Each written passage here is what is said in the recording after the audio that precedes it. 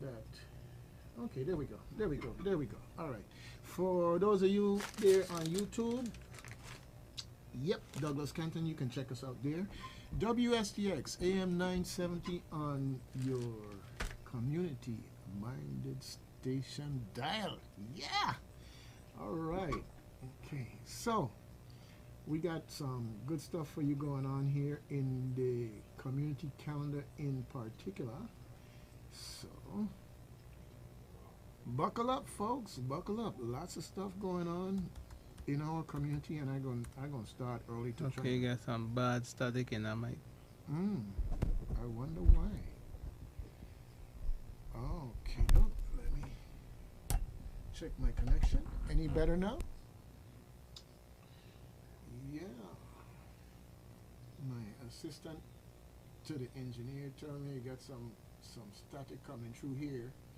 So let's see if we can get it right. Don't want you to be hearing static. I want you to be hearing the good word.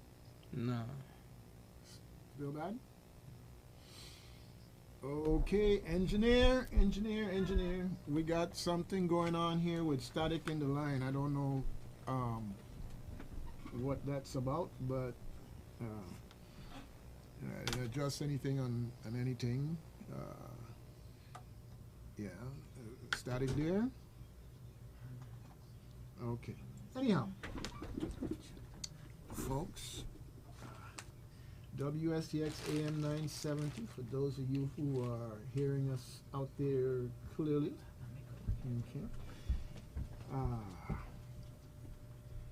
We really, okay.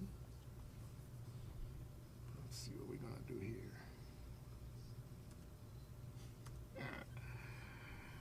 Oh my. Anyhow. Okay, cut down a little bit. Cut down a little bit. Okay, let's get a good start here so folks can hear Doug's wonderful voice without static, man. It's like, why would we want them to be deprived? Okay. Yeah. Maybe got the static sound better. You ain't right, you know. You ain't right at all. Okay. You walk through the door. I walk through the door. I hear a little, but it's not that bad. Yeah, he said it got better. Okay. So, yeah, he let me know it's okay to go through the green light now. Ain't nothing coming.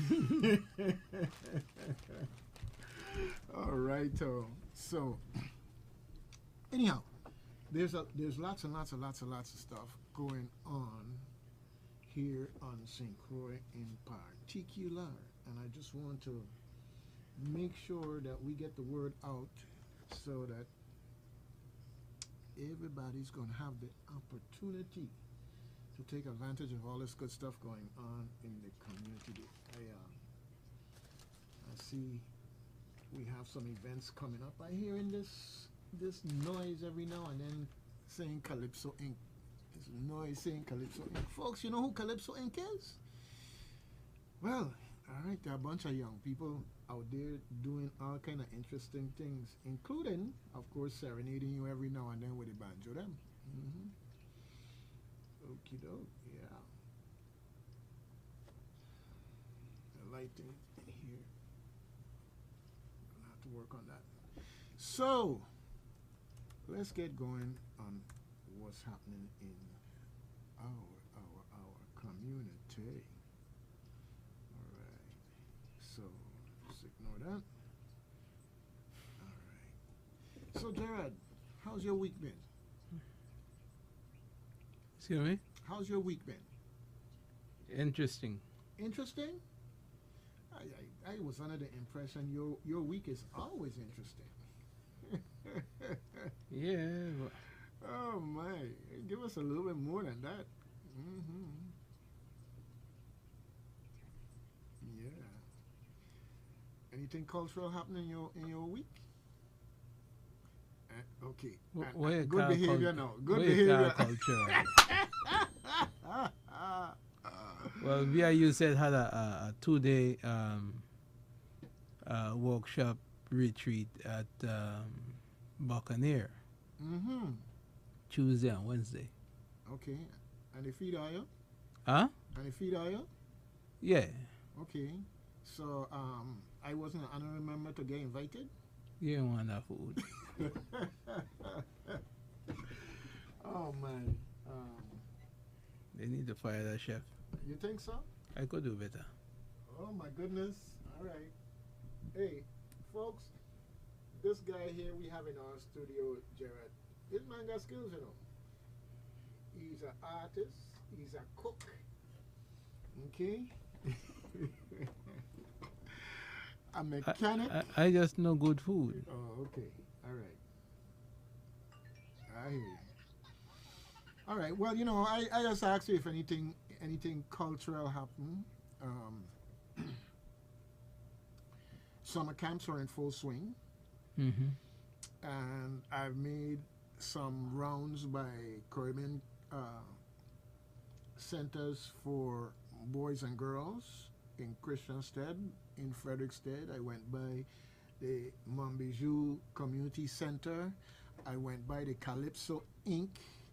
Okay, summer camp, summer program, summer enrichment program, and just so everybody knows, I did the Christiansted is for the Caribbean Centers for Boys and Girls. It's down in Watergut, if you didn't know. And then, of course, you know, they have their headquarters there in Frederickstead. Once you just go through the stoplight when you're coming down Queen Mary, they're right there on the right. Calypso Inc. is at the Dunbarvin complex right there in Princess. And that's where they're having their camp. And of course, Montbijou Community Center right there at the top of the hill when you reach up to the Montbijou community right there. Yep. Okay. Well, I have some stuff going on here. I want to do a shout out to all my family. You know, sometimes things just you manage to pick yourself up and trying to move forward with things. And the other day we lost my uncle Elwood there in Montbijou, and then boom, we just lost his wife Ruth. Okay. Yes, and you know, you have these little things that sometimes you don't share. You just keep them as memories.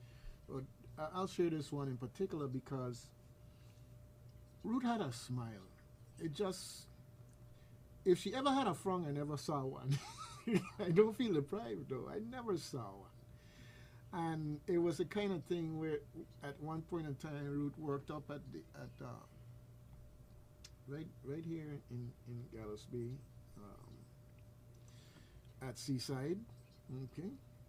And if I'm in the area, sometimes I would just go in just to hail her up, and the smile was always there. I could count on that smile. Right?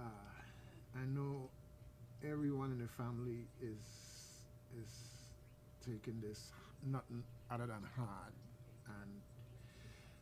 and love alone. That's all I have to offer. Love alone, and I hope in that sense that.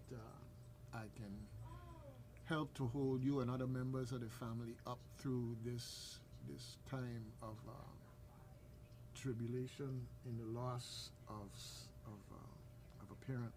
Yeah. Yeah. Wow. I mean, Gerard, it's just like the 1-2 punch, because you know how it is. Things happen, and somebody in the family calls you to tell you what's going on. Mm-hmm. And I'm there if you can envision it, with my mouth hanging open, so to speak. You know, because that was the last thing that I expected to hear. Okay, but you plan for life, and life plans for you, Mm-hmm. and the plans aren't always the same. So for everyone out there dealing with the loss of a loved one, everyone in the range of the sound of my voice, my heart goes out to you, and sincerest of condolences. And hey, it's one of those things that it's part of circle of life, but I don't care how much it's part of the circle. You're never ready for that one day. You're never ready for that one day. Okay, you're never ready for that one. So anyhow, I want to play this song. You know, I think it's one of the songs you've heard me play before, and it's a very touching thing that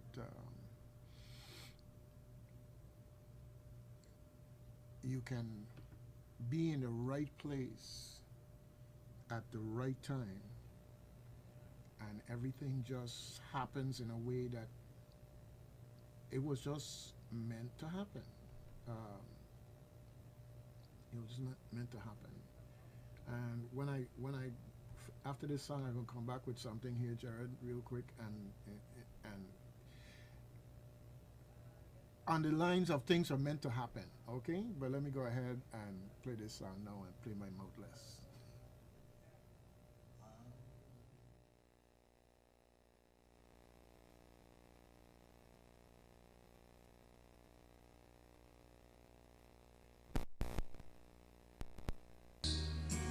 You have done for me things so undeserved, yet you give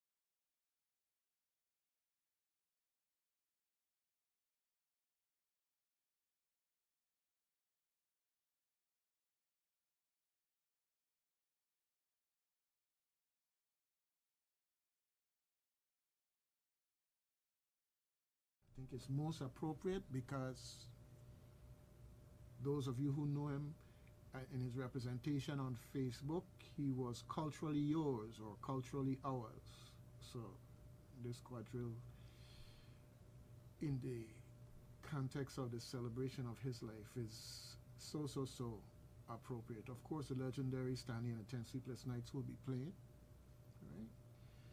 So this is all great. Now, Jared, I was telling you a minute ago about something I wanted to come around to. Well, you know, you and I have a very good friend who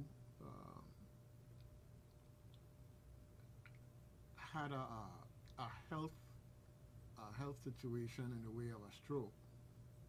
Okay, and he needed some assistance in terms of some equipment that would help him in his recuperation. Well, we ordered the equipment and it came, and it turned out we needed one for the right hand and the one that came was for the left hand. Mm-hmm. So, of course, I could have sent it back and gotten a refund / gotten the one for the right hand. But for whatever reason, I didn't send it back. Okay? I didn't send it back. And I decided I was going to identify an organization or, you know, something like that, either Beeston Hill or maybe via USAID or whatever, and donate it. And didn't get around to doing that yet. And the other day I went to the beach and I saw this gentleman, and it was clear to me that something was up with his left hand. Mm-hmm. Okay? So I approached him, engaged him in the conversation, and sure enough, that's why I had that rehabilitative device there, because it was for him, which I made it a point to get it to him that same day. Okay. All right? And sometime we need to get somebody in here to talk about stroke symptoms and the importance of the timely response and everything else. I mean, they could hear it from Doug mouth, but I think it you know, I let the experts, meaning the medical experts as well as those who have dealt with stroke directly and personally, Mm-hmm. okay, be the voices. I would much rather have them to be the voices. Now, I am here, and every minute or two,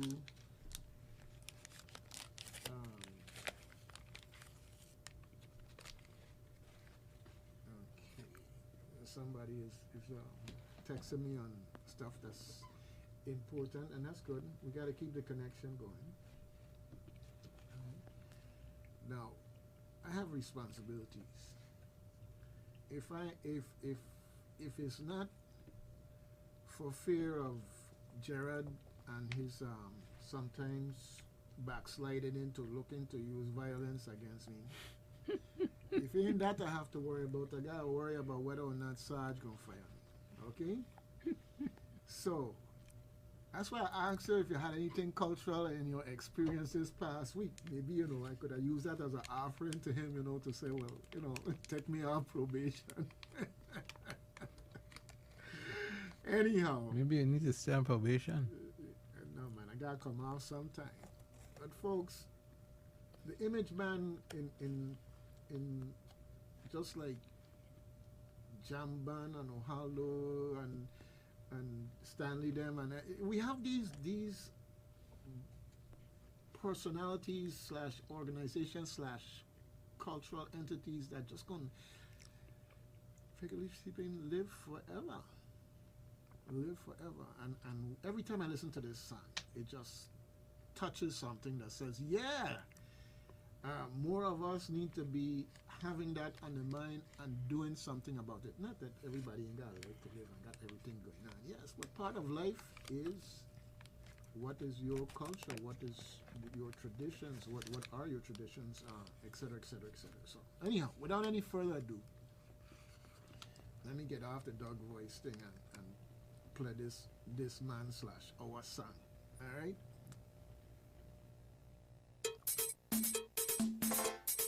Watch now. Image. We back again.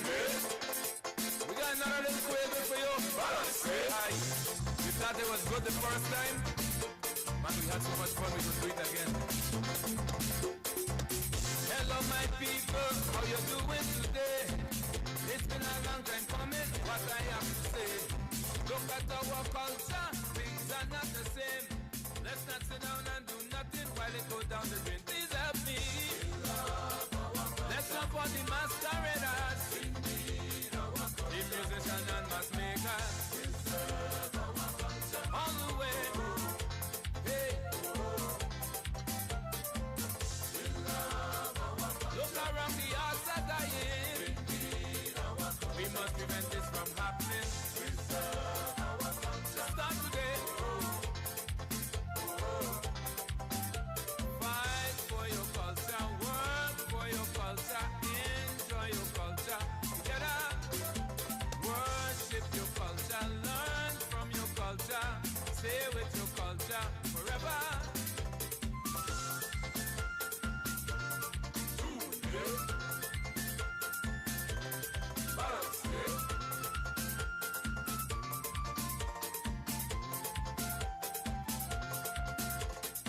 When it comes to eating, I just feel so shame.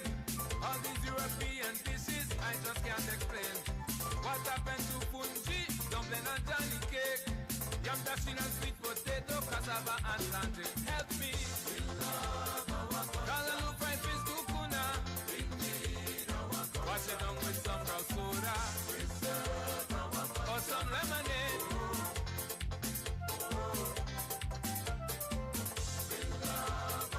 Sorrel sour sap.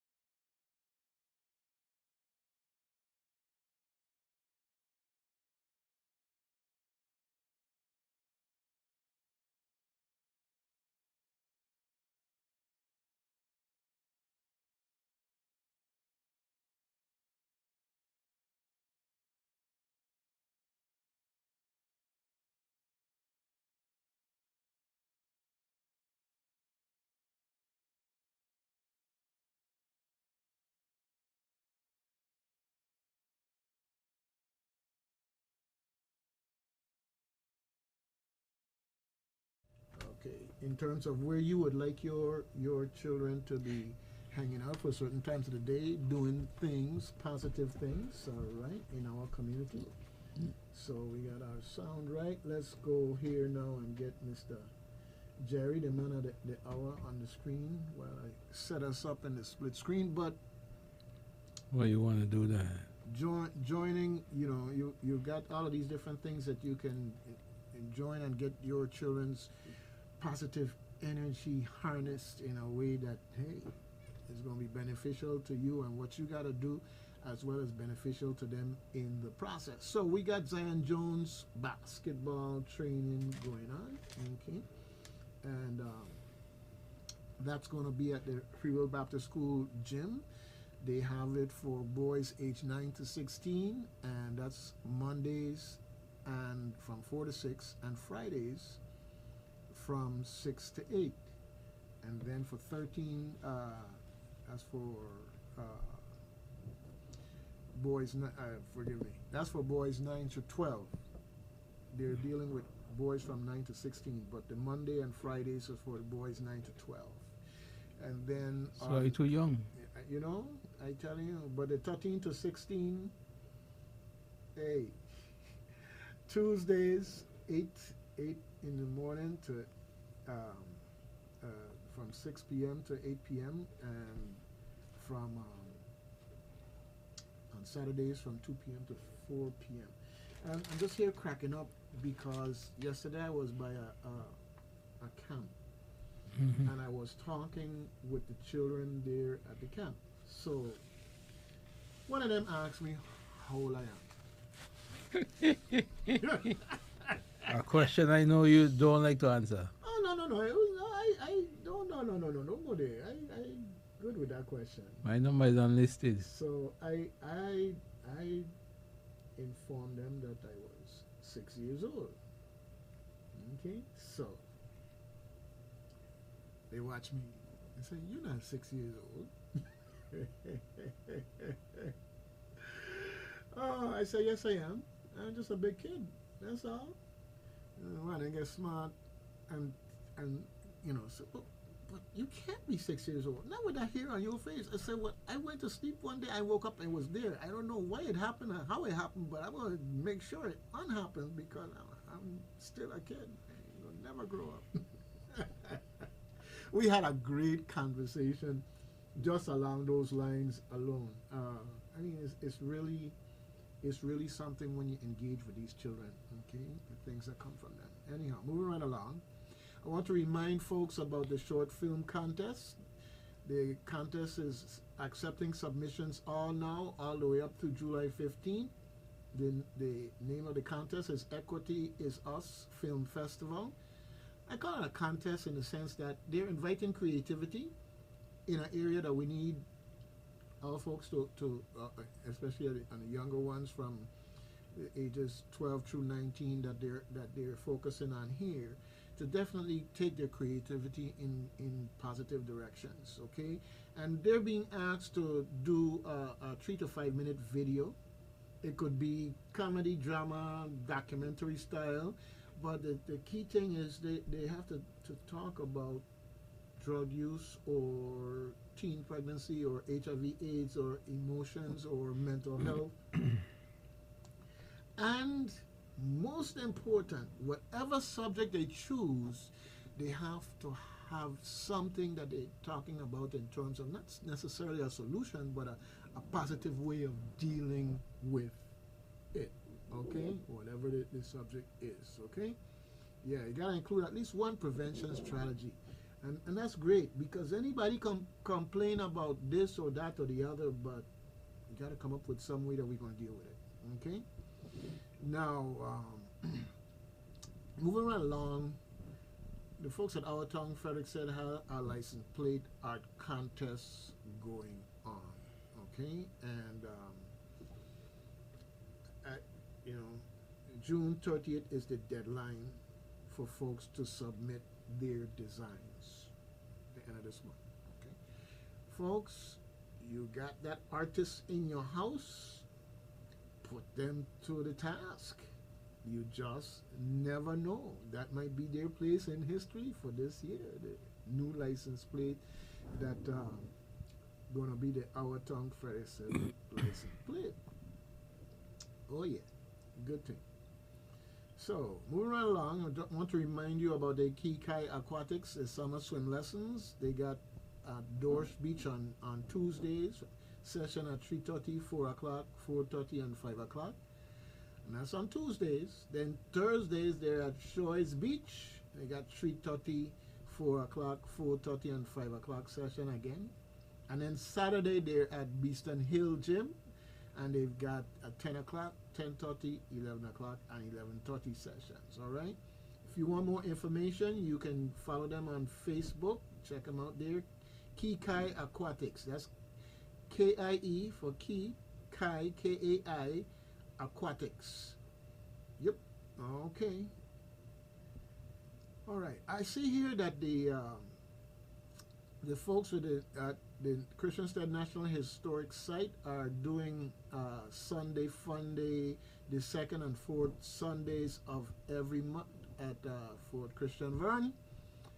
And yeah, it's a family-friendly thing. All ages are welcome. Join the fun with an afternoon of friends, yes, family and community. So, second and fourth Sunday of every month. Starts at 4 p.m., folks. So you got plenty of time for Sunday school and church and all that good stuff. And hey, catch them down there in Christiansted on the lawn there by the fort. Okay, good thing. Now, I have this very good friend is a teacher, Regina. Okay, and she's into poetry. Okay, I really like the way that she is taking her energies both as a teacher and outside the classroom, working with our youth and using poetry as one of the tools to harness their creativity and get them out there. So I want to big up the folks here at Cane Roots Art Gallery, who they're working together in the context of this project where they have this poetry writing summer program. And it's the 15th, the 22nd, the 29th of this month, and then July 6th. And this is all at Cane Roots Art Gallery. Folks, if you don't know where Cane Roots Art Gallery is, when you come into Christiansted and you end up on Company Street, heading down the road, as you reach almost to the end of Company Street, right there, before you have to make that right turn, you're going to see Cane Roots Art Gallery right there, about a house or two before you reach the corner. All right. If you want more information, and I highly recommend that you seek out more information, you can contact Sonia Dean at this email, Cane Roots Art Gallery at gmail.com.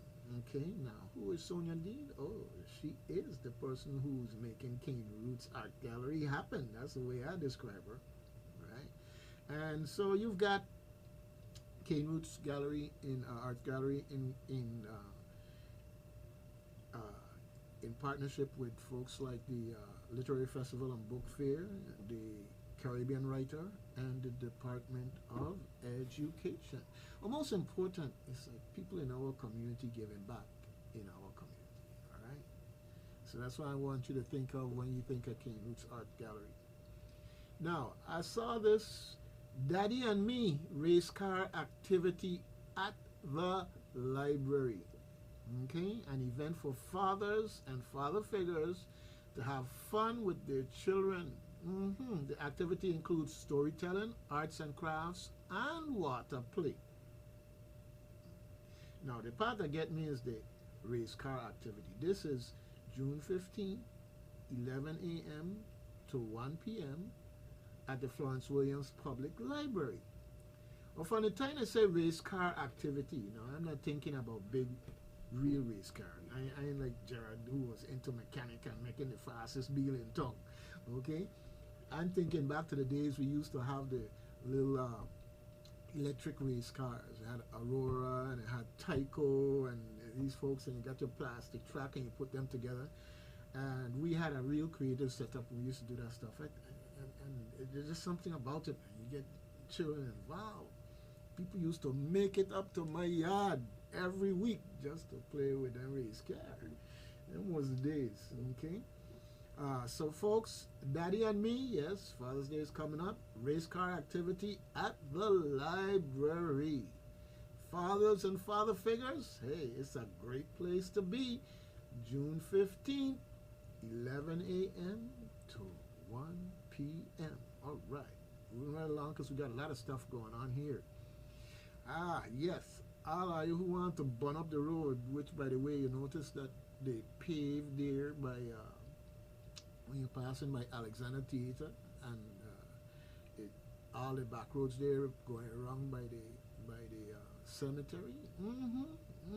Yeah. Apparently, the strategy is these roads are kind of like the lesser used roads, and they wouldn't disrupt traffic, so they're fixing those first. So I guess the plan is that as they have to make detours, they're going to be detouring you onto the smooth road while they fix the one that right now is mashed up. Anyhow. But for a different type of vehicle, a human vehicle, a human foot, this footsteps, yes, firewalkers. Sunday, June 15th, folks, they have a walk. They're going from the market, as in Plaza West, that parking lot. They're going to the St. George's Loop, to the West Airport Road, to the East Diamond Adventure Hill, and back to the market parking lot. And they always tell you, be there at 4:30 a.m. Warm-up starts at 4:45, and the walk begins, yes, at 5 a.m. sharp. Don't be calling police about no alien abduction that happened at 5:01. If you're there at 5:01, it means that you late, and they done gone. Okay? So play catch up some kind of how. They always ask you to walk with at least one bottle of water. But, you know, Doug with his fast self will always tell you, walk with two. You don't have an extra one. You never know who you might be able to help out in a situation if a situation should arise. Okay? Having a flashlight and a reflective jacket is also a good thing if it's still dark, especially. The reflective jacket is good all the time, because some of these people on the road need the eyes check. Okay. Well, what flashlight you gonna do for me? Huh? What a flashlight you gonna do for me? Well, when, you know, some firewalkers doing a thing all year long. In that sense, you know. So, you know, sometimes when they on the road it's dark. Okay, so if you're trying to tell me you can't see, okay, I don't know that you don't tie up in court with all kind of lawsuit disputing that. So I ain't going there with me and Trump, or no? Me and Trump. To you, he watching? Me and Trump. Oh, yes. Anyhow, if you want updates on what Firewalkers is doing, Facebook is their sole place of residence. Yes, get on there and just do a search for Firewalkers. Yeah, Firewalkers St. Croix VI, but if you just type in Firewalkers, I'm sure that it's going to come up. All right?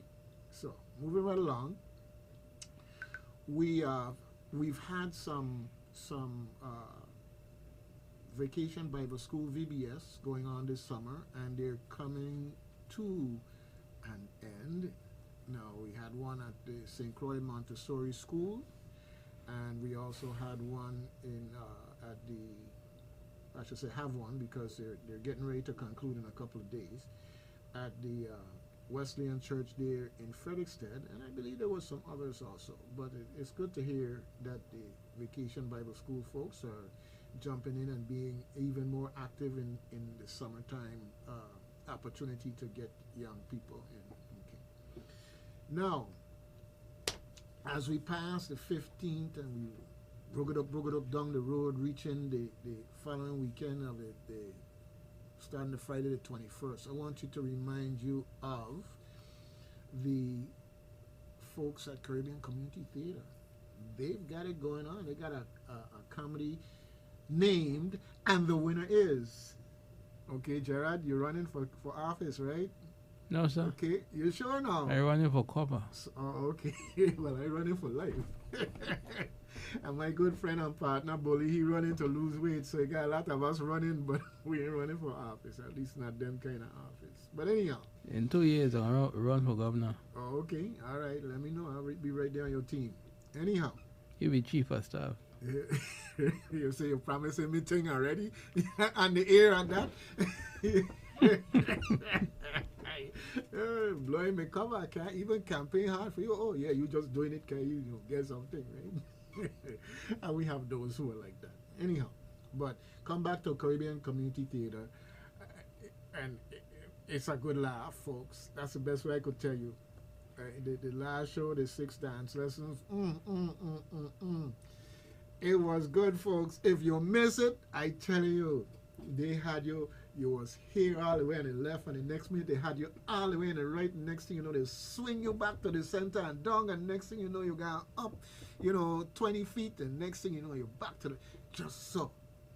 You couldn't say, even if you didn't move in your chair, you were being moved all over emotionally, humorously, and everything else. It was good, folks. It was good. So now we have And the Winner Is, a comedy by Mitch Albon. Okay, it's being directed by Denise Blanchett, and the actors include Jordan Griffin, Paul Nippler, Kelly Pugh, Michael Baker, Kelvin Vidal, and Robin Silla.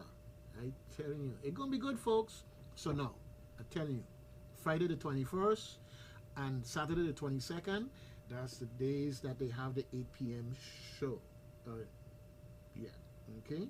So, it's you get there 7 o'clock, get the best seats and everything else. That's my recommendation to you, because you don't want to come and meet no long line like they're giving away free iPhone, because sometimes that's how it does look, folks, okay?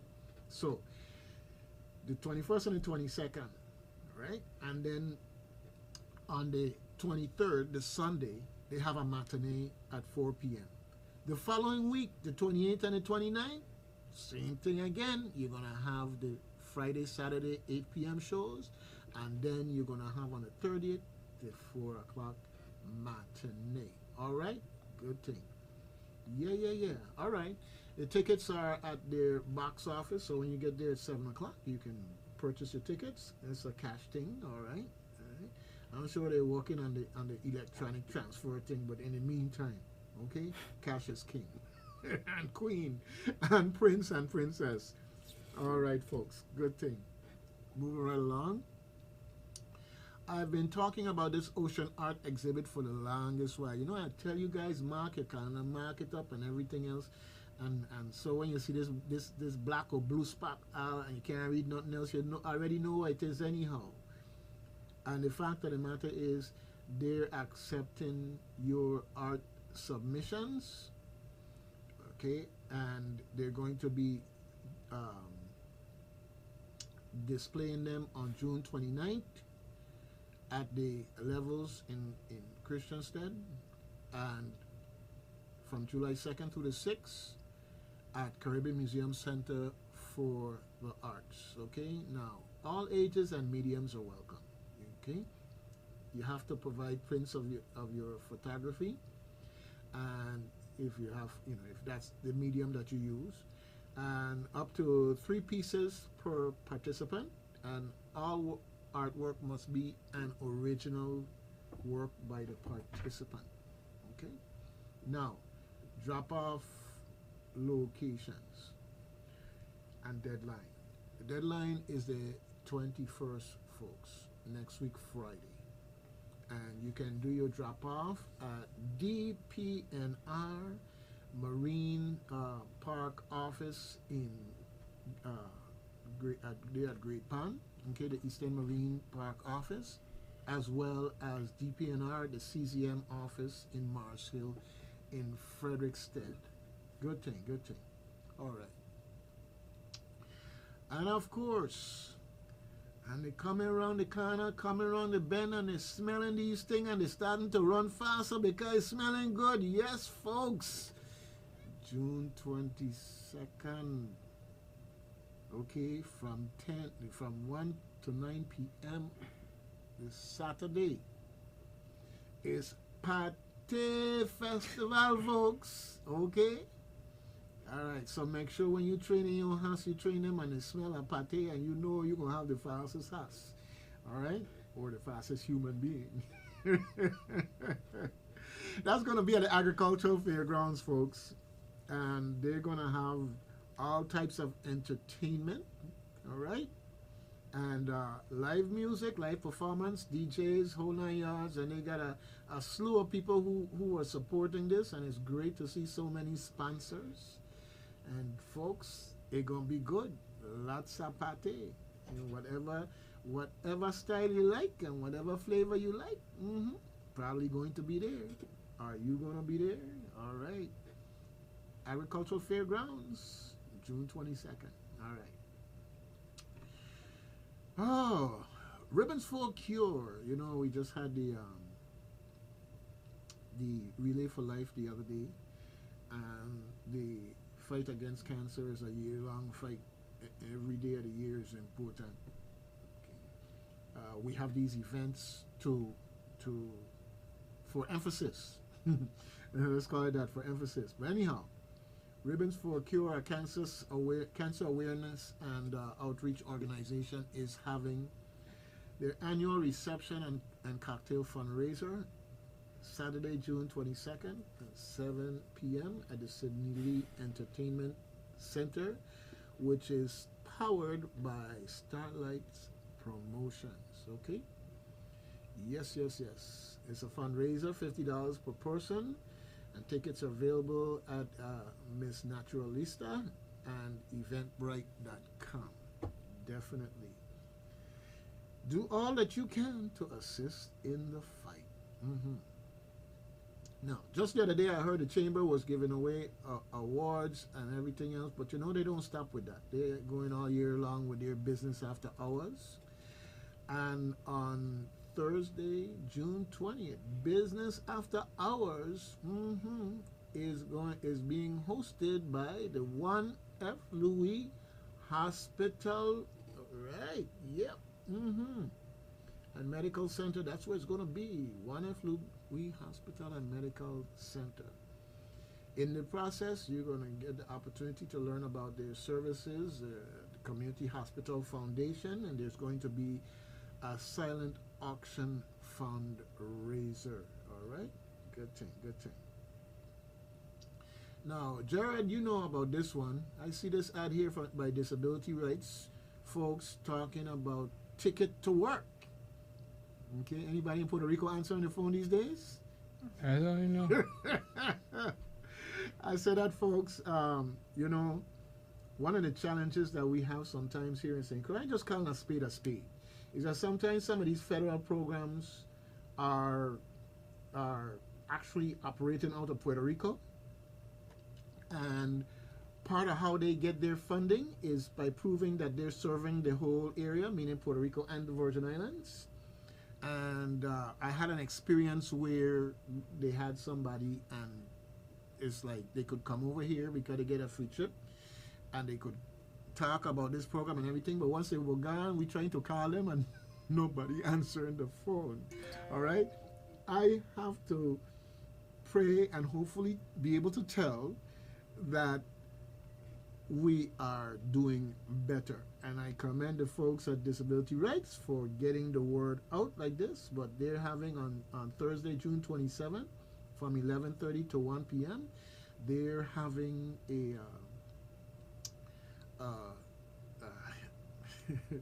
a meeting there. Here they got a QR code here that you can use to sign up to participate. Okay. And they go on to tell you if you need disability accommodations to participate, to please contact Shami Carr at 340-772-1200. Okay, you can also do email to info@drcvi.org. Okay, drcvi.org. Yes, at least 5 days in advance, okay? So that they can set you up. Now, despite the challenges that I had before, okay, and I want to stress the importance of what this program means to me and to you. A person with a disability is not automatically a person who is not capable of performing functions that are required in a workplace. But we deal with years and years of bias and stigma and whatever that people want to somehow put on folks with a disability. And we need to stop it. And Ticket to Work is one of the vehicles that's available us to stop it.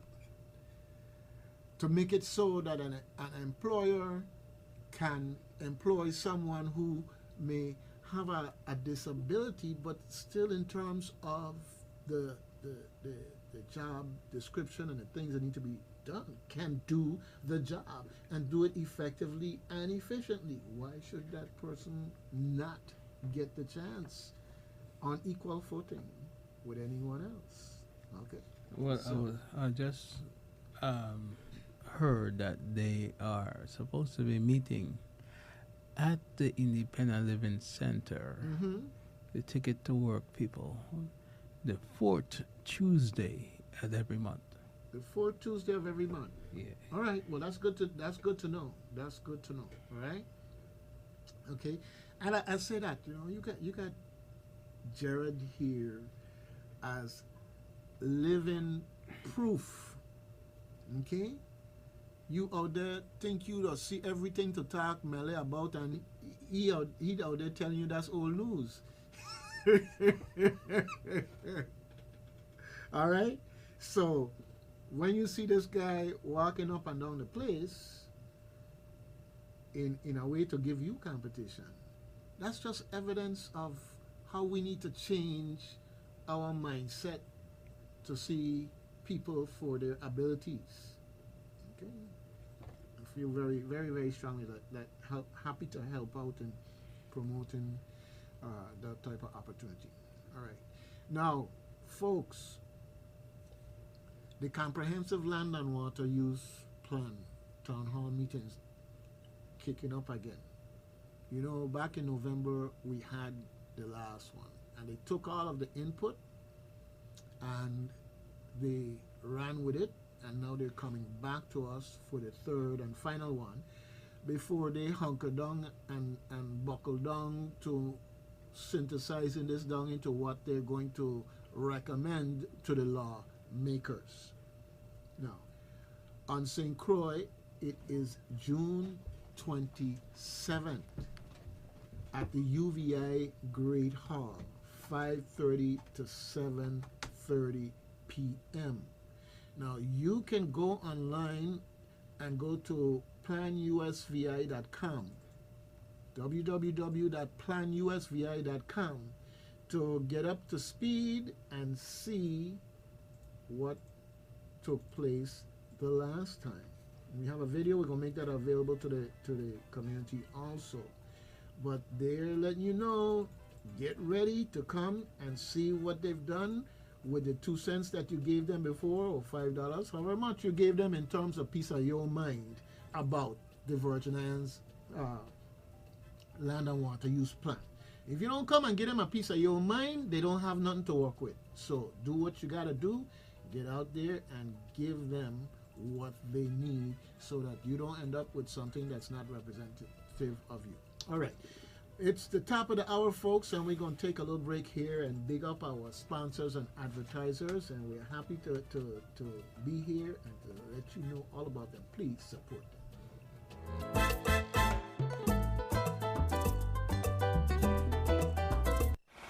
AM 970 WSTX, and more continuous music variety.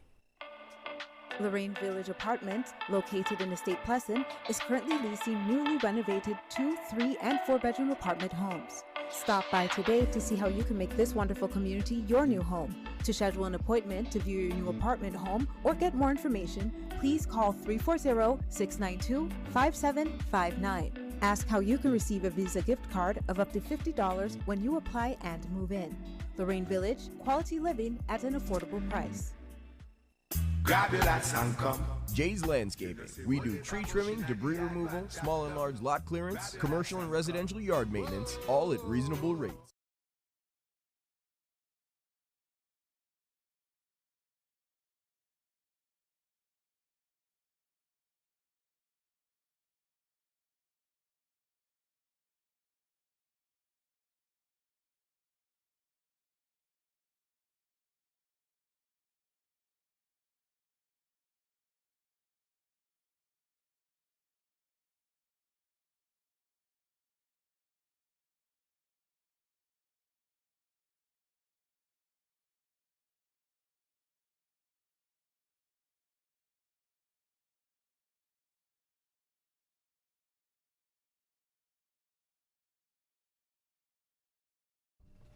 I just wish that our rules could fix as quick as we don't come back off a break sometimes.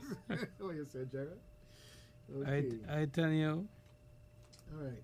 Well, I was hoping to hear from the Honorable Lord Harry, the judge, this morning to give us an update on what took place down on the beach in Frederickstead this past weekend. And there are a lot of things that are going on in our community, and sometimes we have to rise to the occasion like that. But there are also a lot of other things that unfortunately we aren't rising to the occasion. But that's not being said as a criticism. I'm making note of some of them, and hopefully we're going to be bringing that to the community. Which also, Jared, we need to follow up on them buses and the advertising. Okay? I'm just saying that to you so that, you know, I could count on you to remind me. All right. We're closing in toward the end of the month of June. All right. And we have the Folklife Festival that's coming up, and we got a couple of major events going on with that. On the June 29th at 6:30 p.m. at the Frederick Dorsch Cultural Center, they're going to be having an event, The Voices of Our Ancestors, the Music of Emancipation, from a historical and cultural perspective. And they're going to have discussions and presentations by various folks, like, for instance, Dr. Lauren Larry Larson. They're going to have a discussion on Virgin Islands cuisine with panelists Sandra Gerard, Afia Augustus, Bradley Christian, Emily Hansen, and Janesta Ritter. They're going to have local drinks and cakes on sale there, but the entrance is free. So plan to be there June 29th, Frederick Dorsch Cultural Center, 6:30 p.m. All right. Yes, and you heard the ad on the radio earlier about ITAL Sundays on the 30th from 11 a.m. to 6 p.m. at the parking lot in front of the Children's Park, yes, on the west side. Friend, just know that funds raised will benefit the Queen Louise Home for Children. All right. Good thing, good thing, good thing. And of course, I mentioned earlier about the poetry sessions that are going down at the Cane Roots Art Gallery. So keep in mind all of those dates. I'll swing back to that a little bit later. Mango Melee. We jumped the broom into July. Mango Melee, yes, on the 7th, yes. Mark your calendar. But before we even get to that, we jumping over something here I need to talk about, which is that they have the quadrille that's planned for the Emancipation Weekend celebration, which includes also going on down there. You have the tramp that's scheduled for that weekend, and we have good food, good music, good people. It's going to be a great thing. I'm looking forward to seeing something different this year. Looking forward to seeing more of a community approach and presence. Emancipation Week is something special, folks. We made it happen in a way that others can pay attention and say, hey, this is what happens when people say enough is enough, and make things change. I know we have the fireworks on the fort and whatever else they do on the fort, but that's all well I'm going to find. July 3rd belong to us, all right? Your culture, folks, all right? That's what Sarge talking about in terms of taking care and teaching and dealing with your culture. Now, come to think of it now.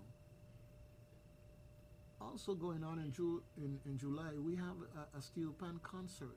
Yes, and it's going to be at Caribbean Community Theater. Wow, this is going to be great. I went to Ohio with some children way back when. I was working with an organization, and we went to Ohio, and the steel band, the children performed, and wow, folks came out of the woodwork. A whole bunch of Virgin Islanders live in Ohio. I got some family live up there too. And this gentleman, Pan Master Michael Belgrave, was one of the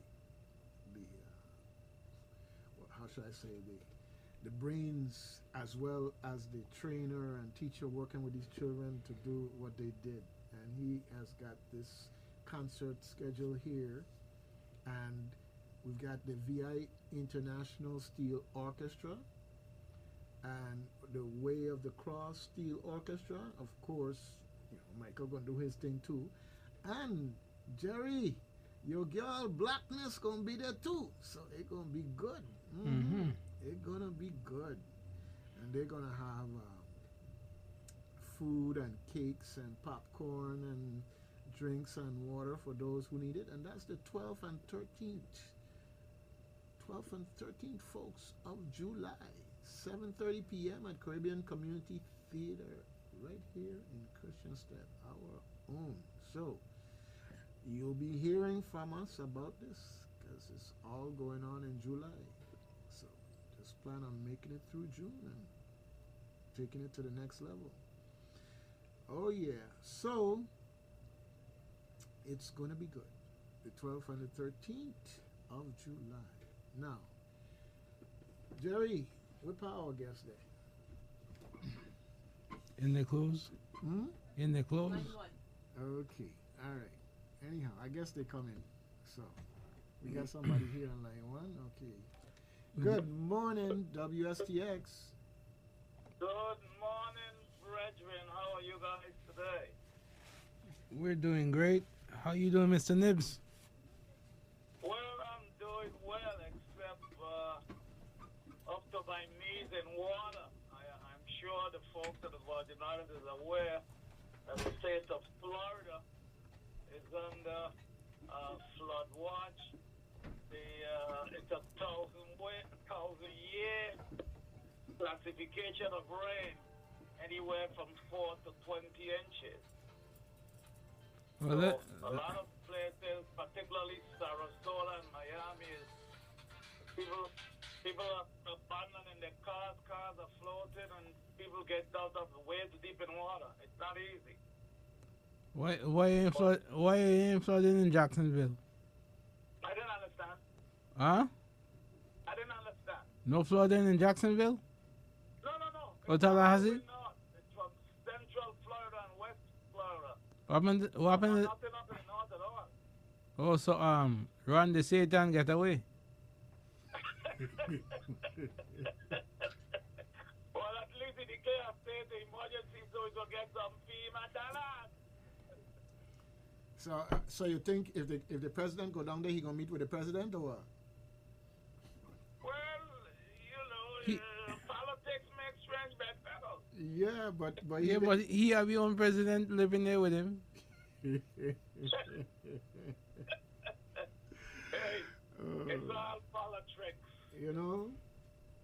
Yeah, anyway, I'd like to send out a happy Father's Day in advance to all fathers, beginning with you two guys, Yes, thank you. and of course to myself and all fathers. But if I may mention something, the FEMA, no, before I say FEMA, the governor coming to his senses and finally accepting help. Because I don't want him to say he didn't refuse. He refused technical assistance from FEMA tres tiempos, 3 times. Yes, that's But a known just fact. he realized now this thing is bigger than he. So FEMA is going to give what, $600 to $700 million to replace the plant in Richmond? No, when I say the plant in Richmond, I am not saying it should stay there. It should be moved, of course, to the South Shore. I've been with WAPA when it was first attempted. There were those who decided it should stay, and I, with my vociferous self, almost lost my job. Because, I mean, sense is sense, and foolishness is foolishness. Anyway, as we thank FEMA, I would just like to issue a word of caution, because the governor has his engineers around him, Carl Knight, Moton, and God knows what else, and they should be telling him these things. He doesn't know these things, and don't accept anything. Yes, we thank them, however, and I'm saying if, because I still have yet to receive something from a colleague of mine in FEMA to say exactly what they're going to be doing. But the plant right now is 13.2 kV. If they're not going to pay to upgrade it to 54.5 kV, then, I mean, you still will take the money. But two things you have to do. Don't rebuild it there and find the additional money to upgrade it to 54.5 kV. Okay, in 30 seconds or less, could you break that down to the listening community so they understand? Because you're talking about this K and that K, and they want to know, well, how come we have the A, B, and C yet? You know, so could you just break that down? I would be glad to do that. 30 seconds. Dougie. 30 Yes, seconds. Dougie, good. Right away, quickly. The top team, the plant rating is 13,200 volts. Okay, so when I say kV, it's times 1,000. Mm-hmm. So it's 13,200 volts. That's the rating of the plant, and that's probably the lowest in a three-phase high-tension plant. The next step would be 45 kV. When I left WAPA, we were supposed to be going to 54.5. Whether they have gone to that or not, I don't know. So to go to 54.5, 54,500 volts, of course, would be where the Virgin Islands is right now. And of course, the higher the voltage, the lower the amperage. That's Ohm's law still is prominent here. So of course, that alone will lower the bill. So I said I just thought it was 29 seconds. Okay. Well, just a second ago I was saying I gonna make sure when I go to college that I don't take your class because you don't take instruction how to break it down. Anyhow, but no, you save yourself at the end. The bottom line is that it is linked to our ability to produce power in a way that could reach more people and at a lower cost. Okay. Okay. A simple thing. These guys make this sound as if this rocket scientry. Yeah, but you got better rocket scientists than you too. That's why I gotta watch you and how you talk about it. Well, not if you ask some folks. Some folks I only say anything God want a job. I want a job. All right. Well, thank you. I got some guests in here, so we're going to get running with that now. Okay. Okay, hello to your guests as well. I'll continue to listen. Thank you. All All right. Great thing. Have a great good thing. one. All right. Good thing. Yes, sir. All right. Okay. All right, folks. This morning we have the pleasure of having guests. You don't have to just listen to Doug run his mouth all morning long. Thank God. Okay, don't rub it in now. What's your name? Oh, my name is Gerard. Okay. And we have council and elders in here, and it's been a while. I do some work with Debbie from time to time, and I know that she did an interview, and I had a little preview of that in working with her and everything else, and it was very, very interesting. I'm looking forward to when she's going to do some excerpts so we can start promoting so people can listen to these things, because like today we have you here, and thank goodness it's on YouTube, it's on Facebook, and we're also memorializing it so that people can go and we can have them have the experience, again, so that the next time they're not learning from step one. Right. And they can move forward. So anyhow, without any further ado, I want to turn over the microphone to both of you and to introduce yourselves and let's talk about the things that are important that we have to be here today. All right? All right. Well, I am Iyati Hura. That's what the community knows me as. I'm a born daughter of sharecroppers from Mississippi. Okay. And Just you know, I have been walking in this path of elderhood and seeking how we could bring elderhood back into our communities from that's been part of my life journey. I also was part of the civil rights era, and so here in St. Croix, we are founders for the Council of Elders. I don't know if you know, Akin Shagun was one of the founders for the Council of Elders. We founded Council of Elders June 21, 2014. And it was spearheaded by all of the turbulence of violence we saw in our community, and also with a call from across the world that it was time for us to restore elderhood to our community. So that was our premises for calling forth elderhood. And one of the things we do periodically is to bring together these conversations so we can understand what is the elder community? Why is it different than just elderly and mean old? So that's probably one of the things we could talk about today. But before we do that, I would like to also introduce Sarah, also one of the co-founders, and has been there from the very beginning. So I'll let her introduce herself. Good morning. good Good morning. morning. My name is Sarah Lee Hayes. I've been on St. Croix for 43 years, so more than half my life, this is my home. Yeah, Crucian. Some people will say I'm a Crucian.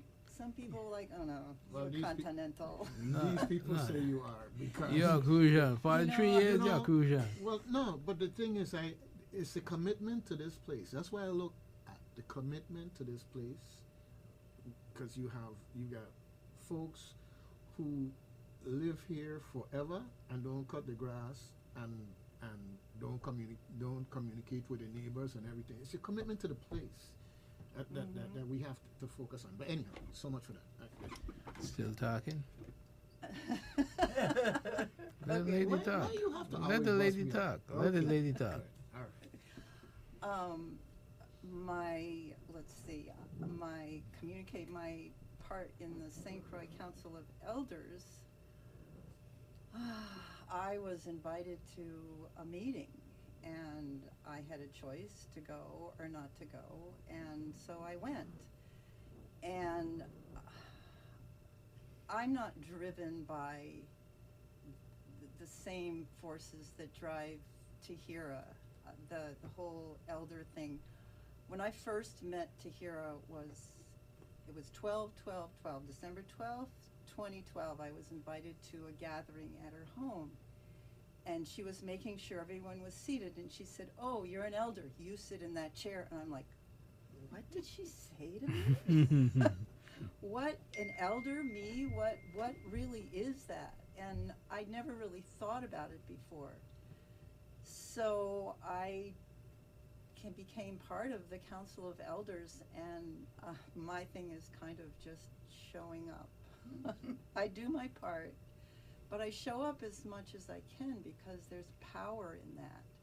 There's power in our collective intentions, and I'm a pretty good organizer and try and keep things on an even keel so we don't be late to radio station programs in the morning, which You're right on time today.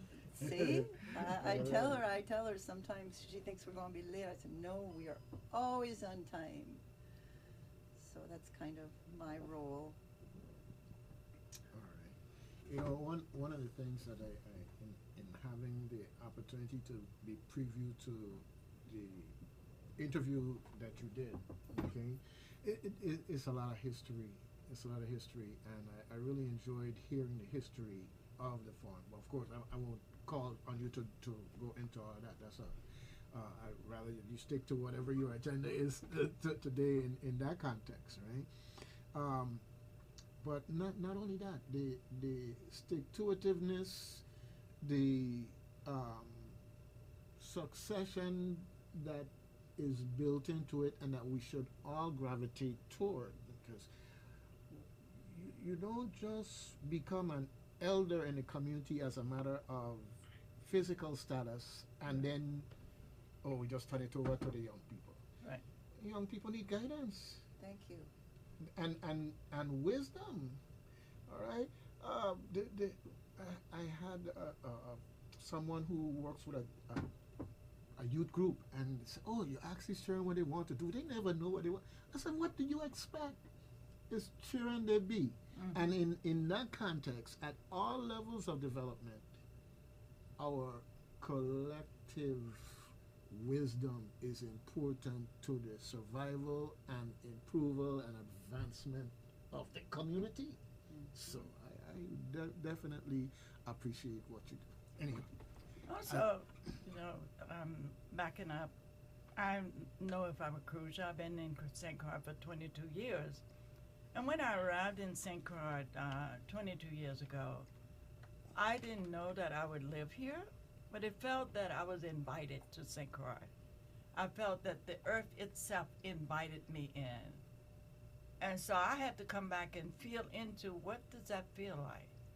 So I came back in to Fleming Circle, and I realized that there was no one recognizing our ancestral line and looking at our history from that deeper level of what is that ancestral line?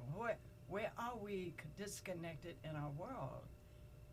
And when we don't recognize our history and recognize what it teaches us and how it guides us to the next step in life, why are we stuck here in this place? And the answer came to me, when there are no voices, when there are no wisdom voices, no elder voices in the community, then we cut off. And what we do, we begin to blame our situation on what's happening in the community as opposed to looking at what's broken in the community. And when I go back and look at our ancient ancestor line, because we talk about African history, but do we really understand the African cosmology, the African spirituality, the African way of embodying these pieces of life? If we don't go back and educate ourselves and study and reconnect there, we don't know where we're going in life. And so when we put that responsibility on our children, we lead them out there in a world expecting them to go somewhere. And this is generational. This is what we've done. And what motivated me to become the elder is I had gone away from my home 37 years, being a part of the civil rights movement. I went back, and there was massive pregnancies, massive violence. You're out there doing the civil rights era, and you go back and you're like, well, what do we do? Our community was worse off than it was before the civil rights movement because it was broken. Family lines was broken. Elders was being disrespected. And so I asked my mom and the people around me, I said, well, what happened to the elders? She said, well, if there are no elders, my darling, maybe that's your role. So I wasn't a rebellious child again. So I said, what if I call for a witness and me walking this path of elders? Would you guys come? And so I called to gather them based on what I had learned of the African way. I called the community together. So I am making an intention to walk the path of elders. They said, well, what does that look like? I said, I don't know what that looks like, but I'm making that intention. So from there, I began to study with African shamanic teachers and Native American teachers, as well as other people who was connected to that indigenous way of life. Indigenous mean when we are connected yet to nature and life in general. And when we disconnect from those, we lose ourselves. Because that's part of creation. If we disconnected from the water, if we disconnected from the earth, and don't cut our grass, we harming creation itself. And if there's no one to interpret that, who's going to interpret that? I love the fact that we have churches, but something gone wrong when we cannot interpret the world as it is so our people can grow and extend themselves. So the purpose of elderhood for me is those who can discern and interpret the past in order to carve a way for the future. And if we can't do that for our children, we leave them off here in this background with nothing to build on. Well, I listen to you and I'll tell you what I hear based on my experience is a kind of community involvement. Or just plain community involvement. When I first set out to get into the political world way back when in another life, the elders, my elders, seem to have taken on an attitude at that time, well, okay, we did our part, it's your turn now. And I just felt almost like abandoned, in a sense. And I fought back, in a sense, of saying, no, that's not how it works. You know, you don't just sit back and say, well, I've created the platform, it's there for you, just run with it. The fact of the matter is there has to be a connection and it has to be continuous, because the things that you describe, the massive amount of teen pregnancy and violence and everything, that's what happens when the elders withdraw. How are these children going to learn anything if the people with the knowledge and the grounding withdraw? Say, well, I got into retirement. No. You always are part of the community. And in that context, the council of elders is right on time. Now, the challenge is, how do we get our community of teen my business, or I don't want to get involved, or how do we turn our community away from that thing that's somehow infiltrated our community? Because the bottom line is, you're going to get out what you put in. If you don't put in anything, you don't get out anything. Anyhow, I don't. Well, I call it a sellout. Like, if you look at the civil rights era, and just go back and track that era, there was a kind of sellout. And being a part of that, I watched that sellout. Because the radical voices never got invited to the table. It was the passive voices that got invited to the table to determine our so-called, these were our so-called leaders, called to the table, not the ones out that was doing the work in the field, the one that was there, the passive force. Those were the people that got invited. Okay, let's do something. They tearing up our city, so we got to do something quick. And when they decided to, we was like, desegregation of school, We never called for integration of school. We called for equal access. Equal access does not compute into integrating schools and busing children 50 miles from their home. It means bringing education to the community, having access to the tools that will help you to improve. It wasn't that we didn't know how to educate our children. We had communities, when people say, oh, it must have been hard for you growing up in Mississippi. I grew up in what I learned, a village. I didn't even know that. People look at me when I say, I didn't know racism until I left that village. I knew it exists, but I didn't know it in the sense of that it touched my life. Because that community protected us from that sphere of racism. And they wanted the best for us. And they gave us they took us as far as they could. They wanted their children to get education, and which was right. But what we learned, there was no one to interpret. After we came back, there was no one to interpret the world so we could go forward. There was someone who said, okay, this is better than. I remember the first spill, this was simple. When women began to tell their daughters not to breastfeed their children, I knew something had gone wrong. Here you watch mothers who midwife children into the world, women who came and prepared the basket for the new life, but all of a sudden this was wrong. Something has gone wrong in the world. So why aren't you guys doing something about it? So like I looked at my elders and look at them now, they wasn't able to interpret where they were. If we don't have the language to interpret where we are, we cannot transmute forward movement. But we are that generation, we have it. They paved the way so we could upgrade, we could go into the educational system, not so we could build houses and imitate those who was in power, but how we could come back and bring that educational system to our community and use it in a way to upgrade ourselves.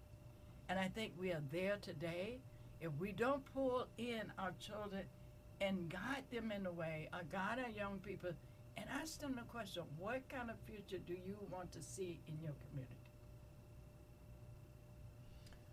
You know, there's certain things that happen. You mentioned desegregation in the context of the schools, and how should I put it? It's not everything that's new is better, and it's not everything that somebody brings to you, especially from outside your community.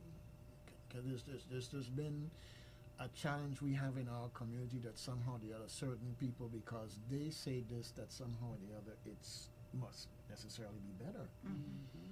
So now we're understanding, well, hopefully we're understanding what's happening in the world of education. And I'll break it down this way.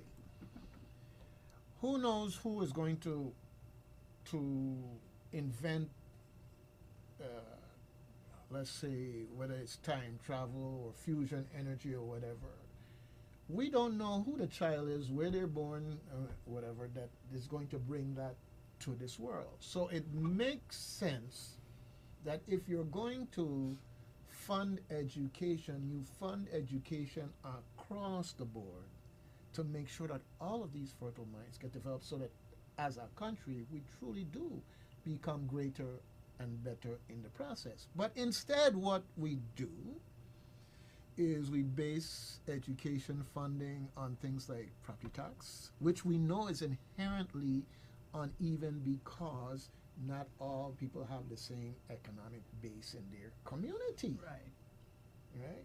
So it's for us in our little bubble here, it's different in the sense that we don't have that malady to deal with, but we're impacted by it.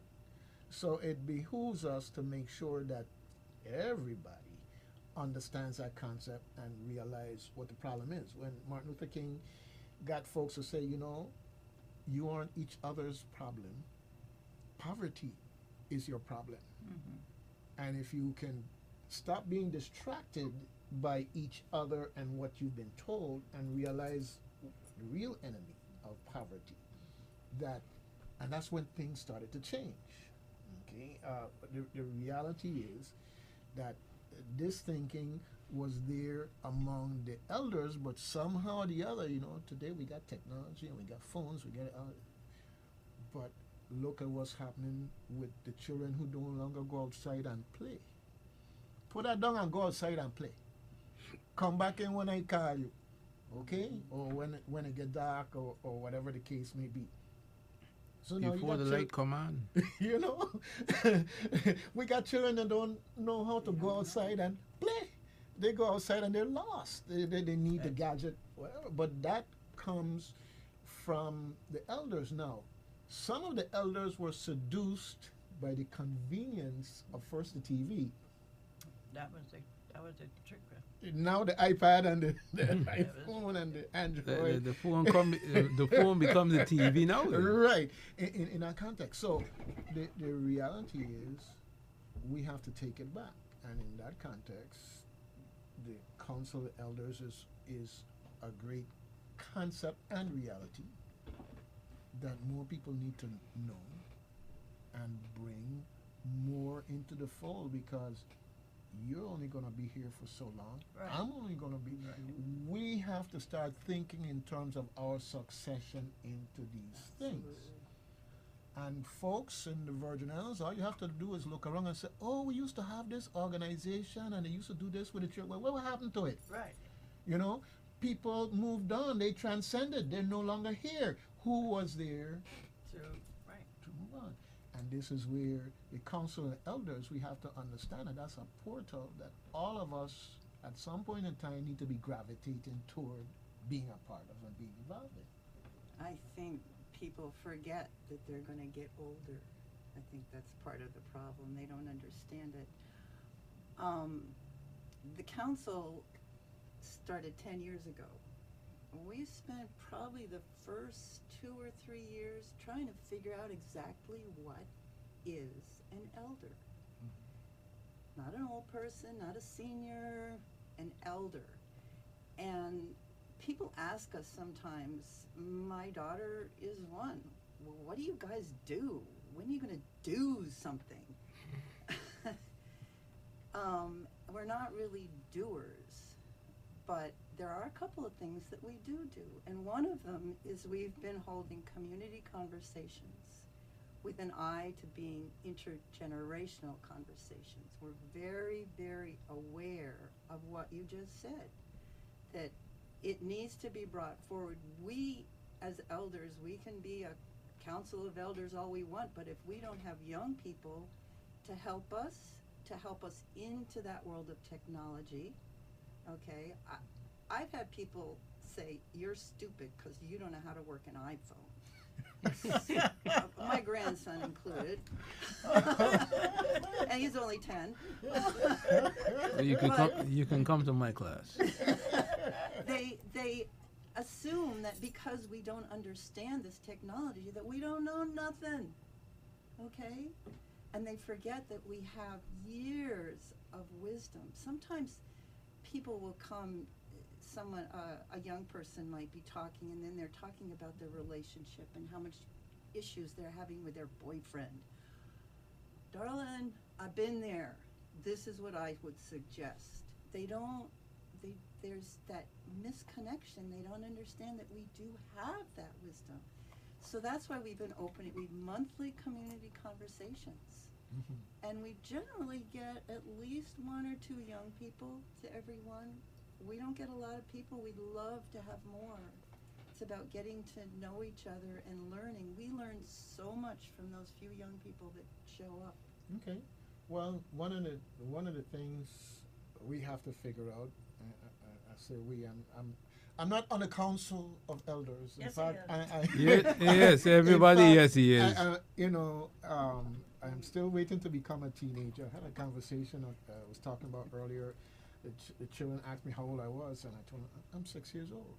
And they're smarter than that. But in talking, and I'm going to give this as an example to folks out there, if you are a mentor in any level, a mentor, you are the person who's going to grab the legacy of the elders, because that's what men, to me, elders do, is that they are living mentors.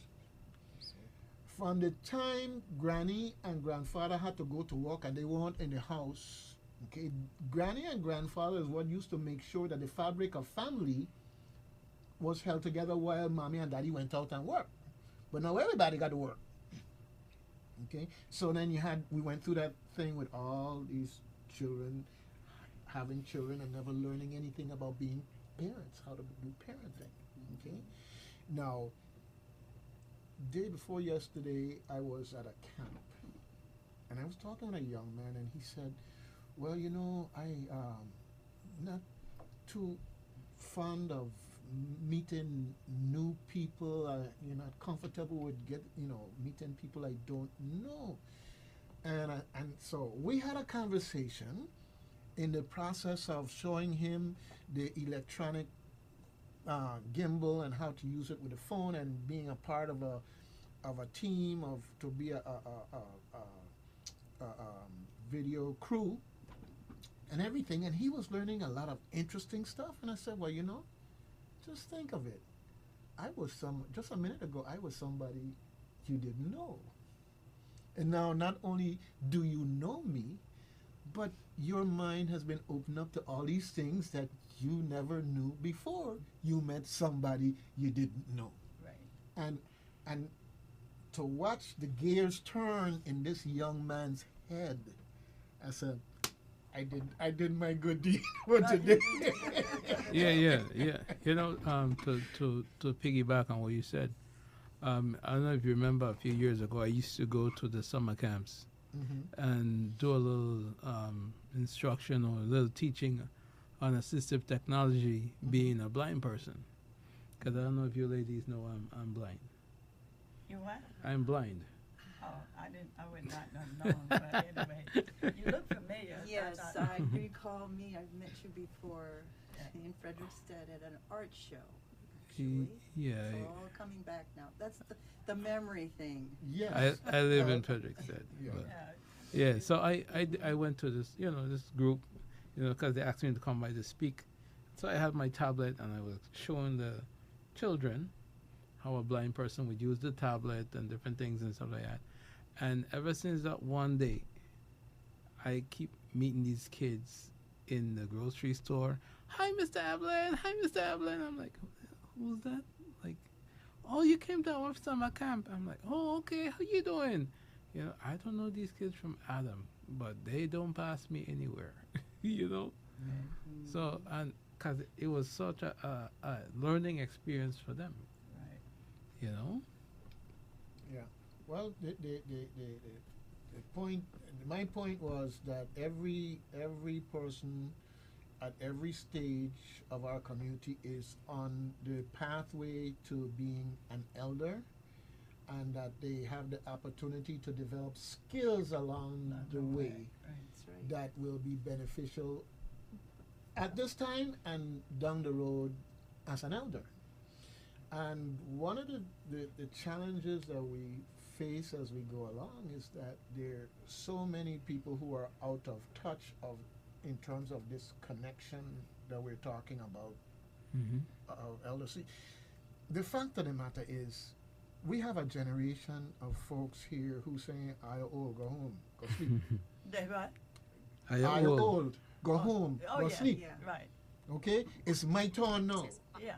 They want to take over flying the plane, but they went to no class to learn how to fly no plane. Right. That's it. Right? That's it. And so, what you do is you look for those who have an open mind and you work with those in the meantime. But the reality is that we have done many of the things that they have yet to do or may never do or may never experience unless our paths cross. So we have to figure out how we're going to make those paths cross. Now, you have your meetings and your conversations. one of the big challenges that we have is that everybody is out there living their life, and as a result, we really don't have a kind of continuity that the village gave us anymore. Okay, everybody spread to the winds in that context. So when you're having your conversation, the what you have to challenge these younger minds to do is to hook you up so that the conversation going to come a community-wide conversation. That's this thing called the internet. Now, the good thing about what we're talking about here is that this stuff is on YouTube, it's on Facebook, and not only that, but it stays there so somebody can go back and look at it and see the conversation, agree, disagree, take umbrage, or whatever the case may be. And the next time we have a conversation, you never know, they may be showing up Right. to be a part of the conversation. So the first step of getting the community back is to make that conversation, you know, that's just my 2 cents, okay? Available to all of the community. I would encourage you to set that as a goal. Otherwise, your discussion is like, the reason why we do this streaming is and memorialize it on the internet is that we only have whoever is listening while we have them. And they're going down the road and they have to avoid getting in an accident, or they have to stop and get out and go inside and they can't listen anymore or whatever. And they may miss an important part of the discussion. But for them to know that I can go and find out what was discussed. I have to do my work now, I can't, but I could go back this evening, okay, and listen to it. Then it puts it in a whole different context in terms of your ability to kind of claw back the community, because what's happening is more and more everybody's in their own gadget. You go to the table, I mean, Terrible. and everybody in their phone. You go out to the restaurant, and everybody who you gone out with, they in their phone, you know? Right. And it's only those few who say, okay, gadgets off, gadgets down, we're here to be with each other. And you know, that's what you have to do. It's just like Sunday after church, the food is ready and we all sit down, no gadgets, we talk. And after some folks eat, it's like, may I be excused? And I said, no, you can't be excused. You will carry on quite a good conversation. I want to hear more, you know? Right. And sometimes I'm being, you know, facetious because they didn't say anything. And Right. up to this point, I said, no, you don't get off the hook just because you eat now, you can be excused from the table. But these are small things that we as the adults / elders / mentors can do that maybe somebody hasn't thought of. So we have to make the conversation more available. Okay? The logistics to get to a meeting, to sit down with people. Okay? So the first step from my perspective is to figure out how to make it more global in the community. Then the next step is how can we get participation from those who are remote that want to be in the conversation. Right. Okay? And I'm just throwing that out in terms of being positive, proactive, because we could talk about what all the problems are. And we try on this show not to delve Try not to dwell on the problem. How right. can we, How do we make things happen? right. Well, Solutions. one of the things I like to sort of chime in on that, because that's a good point. Now, during COVID, I became connected to elders all over the world and been invited to international and national platforms, and also to spearhead elder communities as far as California. And just based on what you're saying, it came because we began to be remote. I think the thing that's an educational process as well. I was just in a conference about a month or so ago with over 70 non-for-profit agencies. And so one of the things we were talking about was the technology and the amount of fear that people have around technology. And so they talked about the AI and what no control. I said, okay, let me tell you, I grew up in AI. Mm-hmm. I grew up from knowing, I said, the first AI I knew was a hole that my parents used to chop and plant the crops, dug a hole to put the seed in the ground. The next AI tool I knew was a plow. The next AI tool I knew was a tractor. I said, the AI has been there. It's, do we have the capacity to translate what is happening in the world? Because the world is ever evolving, but are we educated and upgraded enough in our own thinking, our own conscience, that we can interpret ways to use that, as opposed to being afraid of it? Because technology comes, my thing when I talk, and it's not to denegate anything, but creation itself don't make mistakes. That's the first thing you have to understand. Creation, God creation don't make mistakes. Well, you see it as AI, I see it as AT, Same difference. assistive technology. So it's like, how do we teach ourselves to utilize and discipline ourselves to utilize the technology in a very mature, adult, responsible way? Okay. And allow it to be what you was talking about. We can sit here and have a meeting, but can we televise that meeting to our world? And that's what we do with the international councils. All right. Well, we need to be doing more of that on the local. Okay. And I'm just saying, in this small place, you got people in Frederickstead say I don't go Christian State, people in Christian State I don't go Frederickstead. Right. All this stuff I don't even want to even embrace and or give any credence to that type of thinking, because that's destructive thinking. Right. Now, one of the things that we need our elders and mentors to understand is that everything involves a plan. Whether it's a 1-year plan, a 5-year plan, a 10-year plan. You look at most of the things that have happened here in these Virgin Islands, and somebody had a plan. Okay? And I say you don't get from walking around with a suitcase to owning the grocery stores and the gas stations unless you had a plan. Right. And it doesn't have to be a nefarious plan. And you know, I don't want anybody going there. It's not about that. It's about having a plan. So, what is the plan, for instance, for our children to understand the value of land, okay, and the strategy of mortgages and so forth and so on? Because children will tell you 30 years, paying for 30 years, and they're freaking out. No, I don't get to.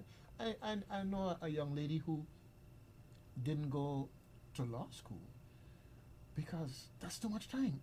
I got 4 years of school, and then I got to go 3 more years. No, that's too much. You know, and that was their rationale. Right. Excuse me. Go ahead. I'm hearing some people outside, the next tenants, and it's 9:59. So yeah, okay, no, that's fine. I appreciate that. So now, what in that context, what I want to do is to invite you back to continue this conversation. And in the interim, we need to start identifying those people who can help to broaden the reach of the conversation. Right. Right? That's most important, because there is a disconnect in our community. In everything that we're complaining about, pretty much there is a disconnect involved. Right? If children can get to thinking that they can want to shoot somebody because they scuff their suede shoes, Right. okay, or they want to do something because they feel this person watch me so on this, that, and the, right? And you know, I teach my children. So you see something going on in the school, you go the other way. If it's fight or whatever, you go the other way. right? Well, that's where we as the elders slash mentors have to get involved.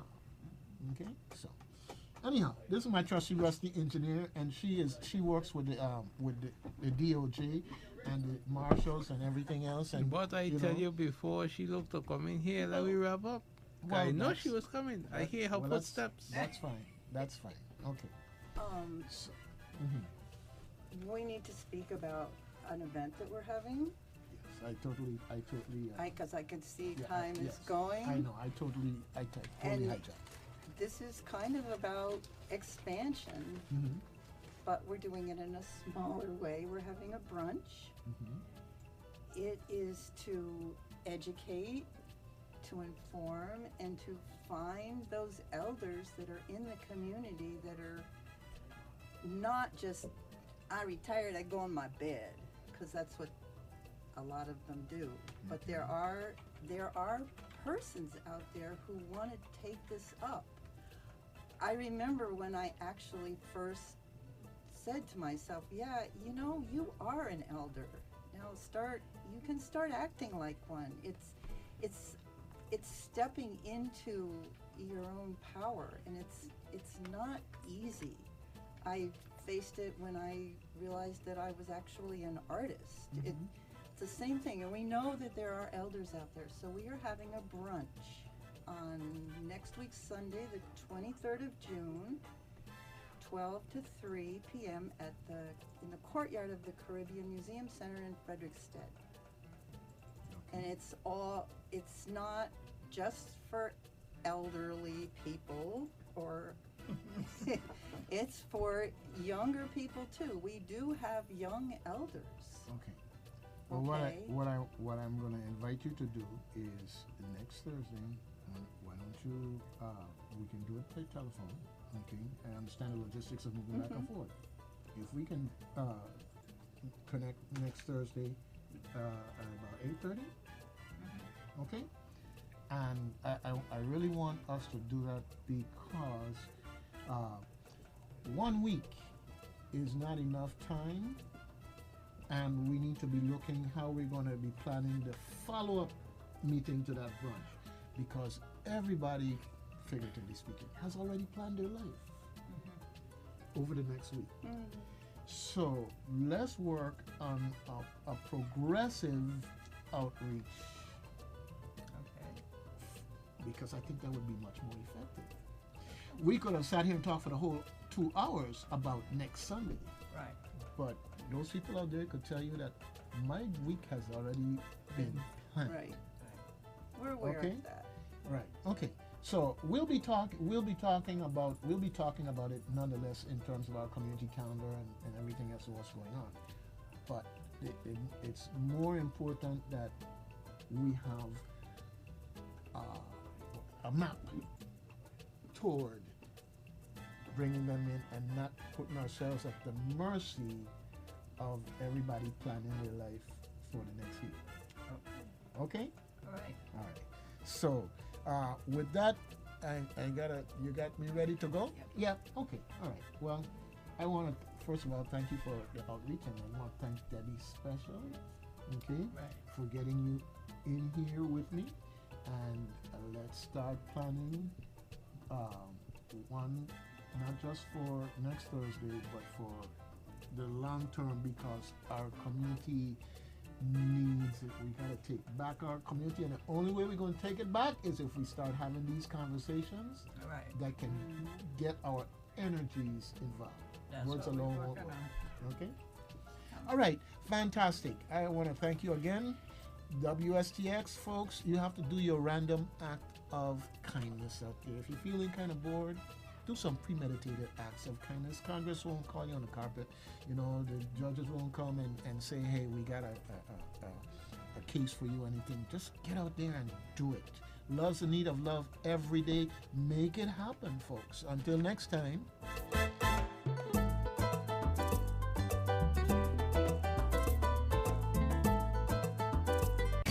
News Talk for the Virgin Islands, AM 970 WSTX.